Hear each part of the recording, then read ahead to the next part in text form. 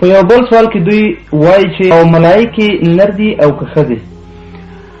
حضراتو ملائکه د پاک رب جل جلاله هغه ذکور او اناث نه بلل کېږي، یعنې د ذکورت او د انوثت خلاص دي، معنا نر یا ښځه ورته نه ویلی کېږي. حضراتو د تاسو به پوښتنه وکړه، دغه د غره ډبرې او دغه د غره کاڼي دا نر دي که ښځې؟ تاسو به څه جواب راکوئ؟ تاسو مجبور یاستئ بل جواب نه لرئ چې دا نه نر دي نه ښځې. ملایکه د پاک رب جل جلاله وعم نواله هغه د نروالي څخه هم خلاص او ښځه ورته نه ویلی کېږي، هغه دغسې مثال لري لکه د غره ډبرې.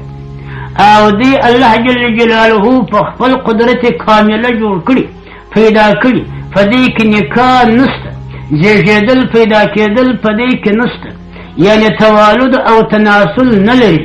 هر څو چې ملایکه علیهم السلام په اول ورځ الله پیدا کړي دي هم هغه ملایکه دي، لیکن هم مرګ لري د یو ګړي دپاره الله پاک بیرته حیات ورکوي.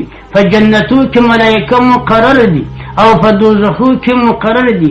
ملایکه د پاک رب جل جلاله دا لکه دغه مأمورین د حکومت، هر یو پر هغه خپله وظیفه ولاړ، هغه کار الله ورسپارلی دی، په هغه خدمت کې مصروف دي. او یفعلون ما یؤمرون، دی کوي هغه کارونه چې د الله د طرفه امر ورته وشي. ولا يعصون الله، عصیان مخالفت د خدای پاک نه کوي. هغه د هاروت ماروت قصې که تاسې اورېدلي، هغه د هیر رانجا قصې دي، اسرائیلیات دي، هغه صرف دروغ دي، اسلامي کتابو باندې د یهودیانو خبرې ګډې شوي دي. حضرات نو ملایکه علیهم السلام په هغوی کې دا صیغې د تانیث مه مستعملوئ. یو ملکه وه داسې راغله داسې ولاړه دا صیغې د ښځې مه مستعملوئ. ملایکه د پاک رب هغه خطاب یا خبرې د نارینه و د دوی په شانتي دا به کوئ چې ملایکه د پاک رب دي.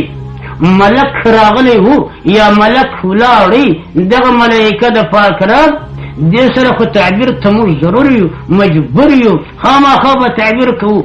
ذکورت اشرف دی، بهتر دی تر انوثت، یعنی نر زیات شرافت لري نسبت و ښځې ته. په دغه خاطر باندې هغه صیغې د مذکر او د تذکیر دا مستعملولی شي، د ښځو او د تانیث صیغې دا به تاسې بندوئ.